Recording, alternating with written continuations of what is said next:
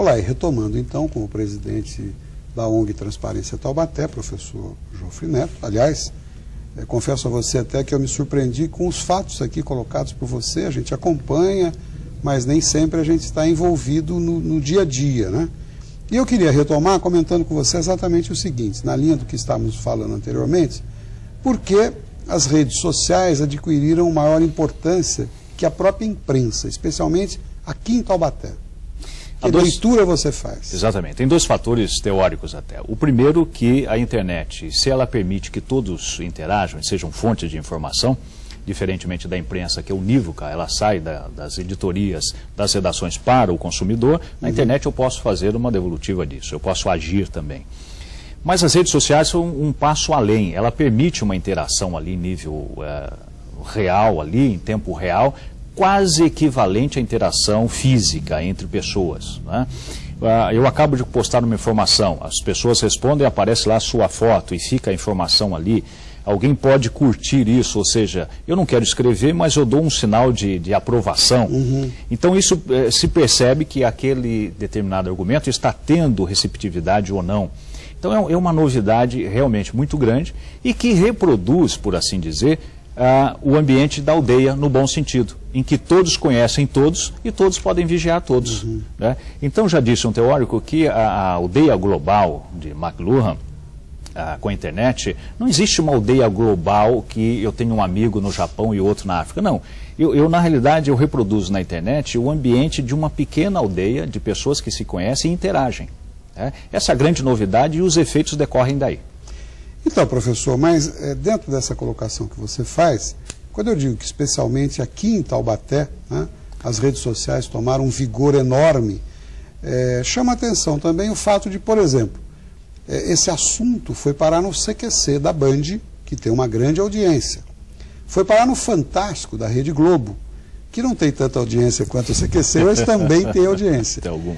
Exatamente. E nós temos imprensa aqui em Taubaté. Aqui me parece que, excetuando aí o Jornal Contato, do Paulo de Tarso, a imprensa escrita, mesmo falada, não tem levantado esses temas. Que leitura você faz disso? Olha, esse é um tema saboroso que eu abordei na minha tese, que foi o seguinte. Eu descobri de um jornal local, que não vou citar aqui por delicadeza, não local, regional, em que ele dizia, em editorial, que a imprensa existe para servir a quem está no poder. Ou seja, de onde vem isso? Porque a imprensa nas pequenas comunidades, quando existe... Com raras exceções, né? Com raras exceções, naturalmente, né? Como tendência, ela quando existe, ela sobrevive de verbas oficiais. Então é uma imprensa que, se não é venal, no mínimo ela é chapa branca. Então ela tem imensa dificuldade, né? Digamos assim, imensa timidez de informar que quem lhe paga não está agindo corretamente. E a internet não, ela rompe essa barreira, né? Ele chega até o cidadão e o cidadão começa a pressionar não só as instituições, mas a própria imprensa. Eu agradeço a explicação, até porque eu costumo dizer o seguinte, que Deus limitou a inteligência, mas não limitou a burrice. Eu confesso que eu não tinha alcance para entender, e você com essa explicação clareia bem a coisa. Eu quero perguntar na sequência, os governos Peixoto atravessam o seu 7º ano. Exatamente. Por que somente agora são denunciados fatos que se sucedem, segundo consta, desde o primeiro dia de governo? Exatamente. Olha, isso é uma excelente oportunidade de a gente esclarecer aqui que os tempos precisam amadurecer. Essas denúncias, a ONG Transparência Taubaté vem trazendo a público há 2 anos. Na realidade, esta então você não denunciou agora, já veio... 2 anos, foi em agosto de 2009. A repercussão grande ocorreu agora? Ocorreu agora. E o primeiro órgão de imprensa, aliás, quase que o único que deu essa visibilidade, foi esta emissora, a Band. Quando nós denunciamos que numa compra de 7 milhões de reais de medicamentos, existiam desvios que poderiam chegar de 5 a 3 milhões de reais, na melhor hipótese. Né? Só que isso não teve repercussão. Né? Talvez os tempos não estivessem maduros, as pessoas não estivessem convencidas ainda. É um trabalho de persistência, de insistência, não é? Minucioso, com cuidado, para fazer denúncias apenas baseadas em dados oficiais, muito concretos, muito checados e assim por diante. Professor, e uma pergunta que certamente a essa altura todos querem que eu faça a você. O senhor é candidato às próximas eleições em Taubaté? Olha, eu sou político por vocação.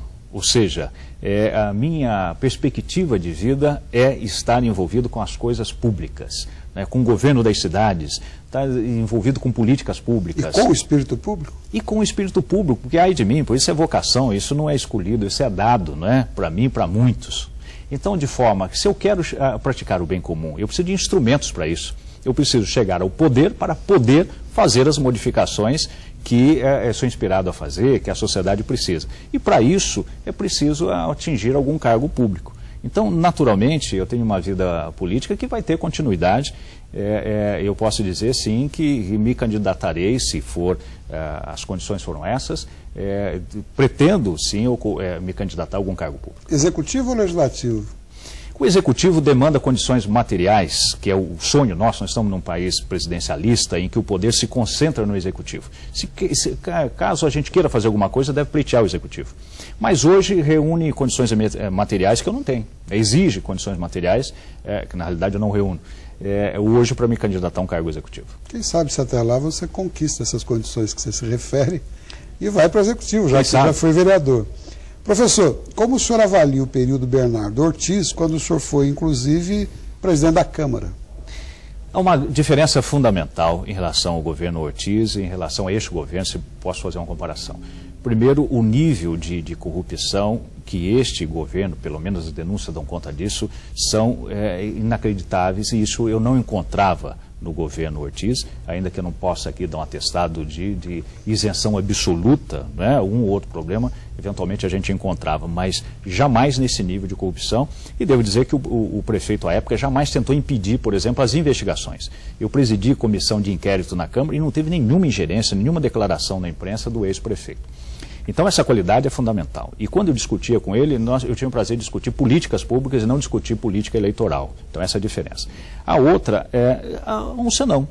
Eu, enquanto presidente da Câmara, o prefeito era um opositor meu, porque ele tem uma dificuldade nessa participação democrática e que é o meu sonho, que é a minha linha de ação. É um tanto quanto autoritário? Você mais ou menos está Eu diria que sim, com muitas qualidades, mas com esse viés conservador e um pouco autoritário. Mas realmente a gente tem que admitir que há Taubaté antes de Ortiz e depois de Ortiz, muita gente comenta isso.